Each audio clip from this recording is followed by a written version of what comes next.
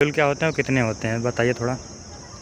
Schedule जो है संविधान में अलग से प्रोविज़न किया गया है। जब संविधान जो है लागू हुआ था 26 नवंबर 1949 में, तब केवल 8 शेड्यूल थे और इस समय 12 हो गए हैं, 4 उसमें ऐड हो गया है। ठीक है।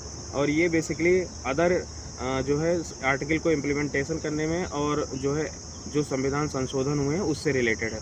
तो इसमें 12 है। तो हम लोग देखते हैं पहले 1 से लेकर 12 तक देखते हैं क्या क्या है। तो बेसिकली जो पहला शेड्यूल है या अनुसूची, वो जो है भारत और राज्य और उसके संघ क्षेत्र से है, मतलब कि राज्य और यूटी से, यूनियन टेरिटरी से है। ठीक है। भारत में इस समय 28 राज्य और 8 केंद्र शासित प्रदेश हैं। ठीक है। 29 राज्य थे, जिसमें से जम्मू कश्मीर को 2019 में जो है उसको डिवाइड करके लद्दाख और जम्मू कश्मीर 2 यूटी बनाए गए। ठीक है। और 2020 में जो है दमन और दीव को और दादरा नगर हवेली को ऐड कर दिया गया। इसलिए इस समय 28 राज्य और 8 केंद्र शासित प्रदेश हैं। ठीक है। ये अनुसूची 1 में बात की गई। अनुसूची 2 जो है, जो भारत के पदाधिकारी हैं, मतलब बड़े पोस्ट पे हैं, जैसे राष्ट्रपति, उपराष्ट्रपति, राज्यपाल और सुप्रीम कोर्ट के जज, हाई कोर्ट के जज और speakers in the Lok Sabha and state assembly में, और जो उसके चेयरमैन हैं, इन सब के सैलरी के बारे में बताई गई है। ठीक है। तो ये ध्यान में रखना। शेड्यूल 2 में।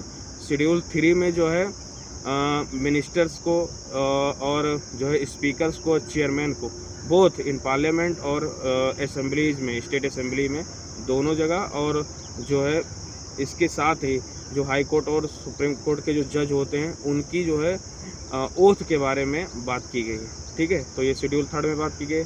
4 में जो है, शेड्यूल 4 में जो है राज्यसभा के सीटों के बारे में बात की गई है, वो भी किसमें, राज्य में और यूनियन टेरिटरी में। ठीक है। सबसे ज़्यादा जो है राज्यसभा की सीटें जो है यूपी में है, 31। ठीक है। तो 5th चलते हैं। तो 5th शेड्यूल 5 में जो है अनुसूचित क्षेत्र और जो है अनुसूचित जनजाति के लिए ये प्रोविज़न है। जैसे कि ये महाराष्ट्र, छत्तीसगढ़, एमपी, झारखंड, कर्नाटका, ठीक है, और इसके साथ ही इधर हिमाचल प्रदेश, इन सब क्षेत्र में जो शेड्यूल एरिया हैं, जो कि राष्ट्रपति द्वारा डिसाइड किए जाते हैं, और जो यहाँ पे जो ट्राइब हैं उसके बारे में, गवर्नेंस के बारे में बताया गया है 5 में। और चलते हैं 6 में। शेड्यूल 6 में नॉर्थ ईस्ट के 4 स्टेट के बारे में जो है वहाँ के गवर्नेंस के लिए बनाया गया है। तो उसमें है मेघालय एक, दूसरा है मेघालय, दूसरा मिजोरम, तीसरा जो है त्रिपुरा और चौथा असम। उसमें 4 राज्य हैं। ठीक है। असम, मेघालय, त्रिपुरा और मिजोरम, वहाँ के जो है गवर्नेंस के बारे में बताया गया है। ठीक है। और जो है हम लोग चलते हैं 7 पे। तो 7 में बेसिकली जो है वो सब्जेक्ट के बारे में, कि जो है सेंटर स्टेट किस किस सब्जेक्ट पे कानून बनाएंगे और जो है गवर्नेंस करेंगे। तो जैसे कि 100 सब्जेक्ट जो है सेंट्रल गवर्नमेंट को मिला हुआ है, जैसे कि डिफेंस या फॉरेन जो मैटर देखेगा, या करेंसी। ठीक है। इस तरह सब्जेक्ट उसको दिया गया है। और जो स्टेट है उसको जो है लॉ एंड ऑर्डर, लैंड, इस सब एजुकेशन बेसिकली कॉन्करेंट में आता है। ठीक है। लैंड, फॉरेस्ट, ये सब जो है इनको दिया गया है। और जो एक कॉन्करेंट लिस्ट है, उसमें जो है एजुकेशन को, फॉरेस्ट को और पॉपुलेशन कंट्रोल को, ये सब रखा गया है कॉन्करेंट लिस्ट में। तो इसमें जो है लगभग 47 सब्जेक्ट हैं और स्टेट्स में लगभग 61 हैं। ठीक है। और इसके बाद हम लोग चलते हैं 8 नंबर पे। शेड्यूल 8 में जो है 22 भाषाओं के बारे में बात की गई है। ठीक है। ये जो है शेड्यूल 8 लैंग्वेज के बारे में बात करती है। तो भारत में जो है 22 भाषाओं की बात की गई है। ठीक है। इसके बाद हम लोग चलते हैं 9 नंबर पे।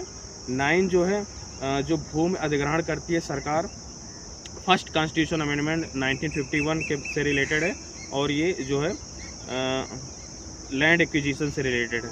ठीक है। पीटी नेहरू ने इसको जो है इम्प्लीमेंट करके बनाया था।